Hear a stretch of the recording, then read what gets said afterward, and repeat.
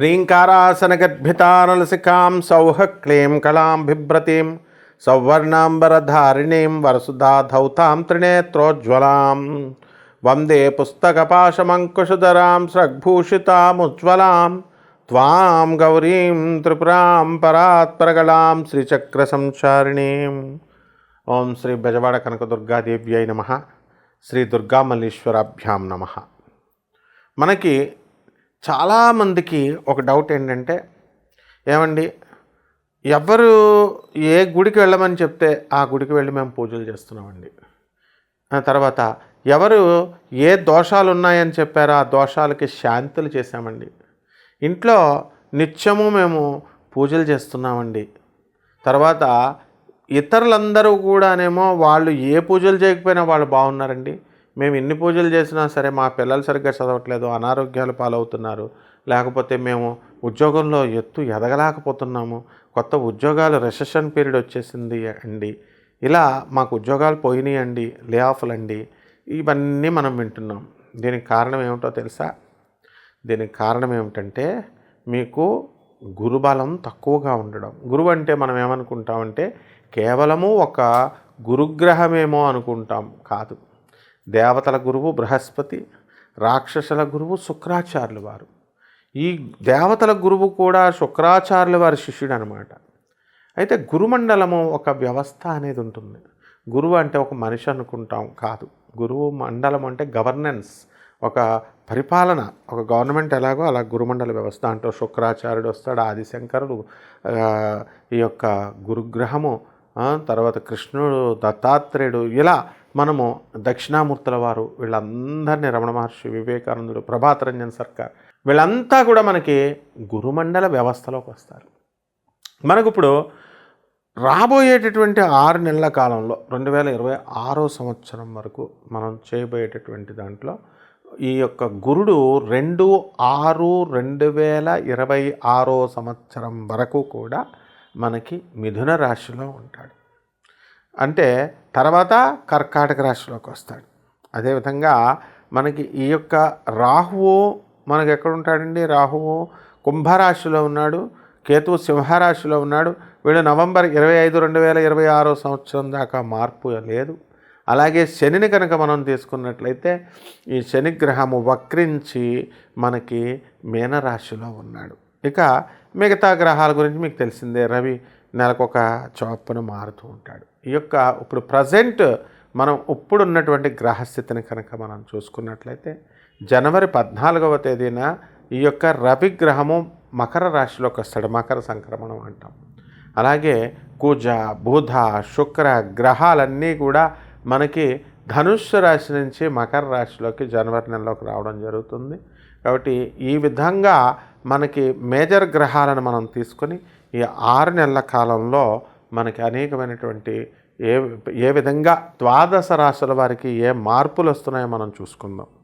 ఇప్పుడు చాలామంది ఏమండి మేము విదేశాల్లో ఉంటున్నామండి, అయితే మా జాబ్ కోసం H1B వీసా లేదు కూడా, మరి అది వస్తుందా? మేము అక్కడ ఉండి మేము ధనం అయితే సంపాదిస్తున్నారు, మరి ఉద్యోగాలు కూడా మనకి కొంతమందికి సాఫ్ట్వేర్ జాబులు పోయినాయండి, మరి దీనికి ఏమైనా పరిష్కార మార్గాలు ఉంటాయా అండి?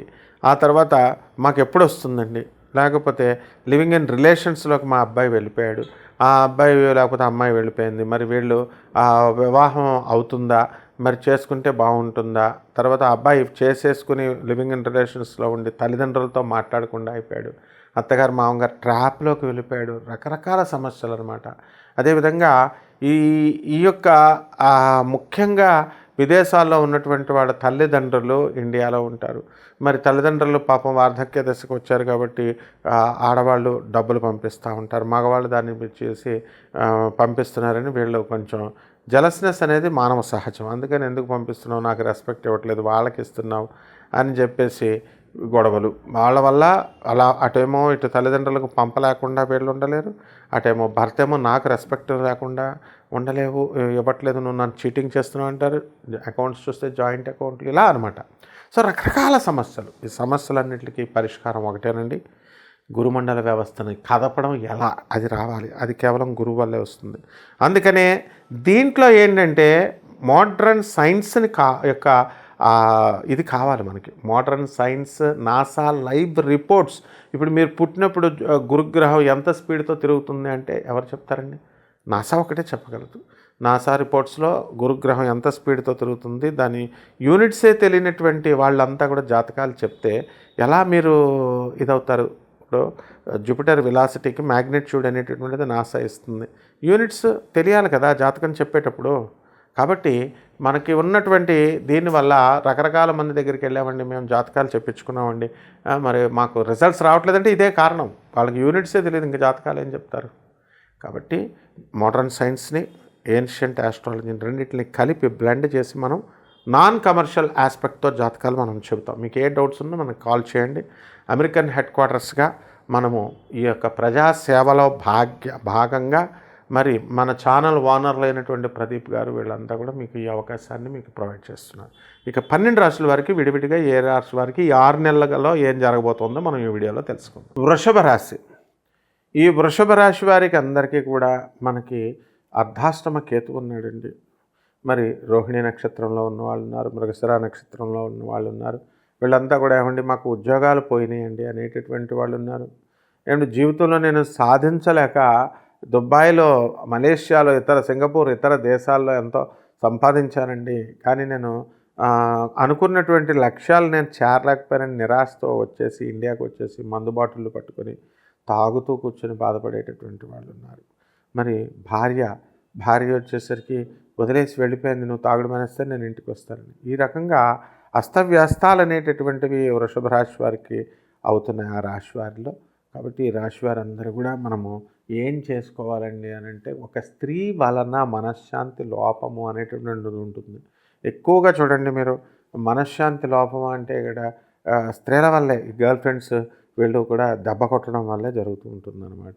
ఇకపోతే ఈ ఆదాయాల దగ్గరికి వచ్చేసరికి వృషభ రాశి వారికి బాగుంటుంది. 6 నెలలు కూడా ఈ 6 నెలల్లో మీరు అనుకున్న పనులు అనుకున్నట్లు విదేశాలకు వెళ్ళాలి అని చాలామంది ట్రై చేస్తుంటారు. ఆ పనులు అయిపోవడానికి అవకాశాలు ఉంటాయి.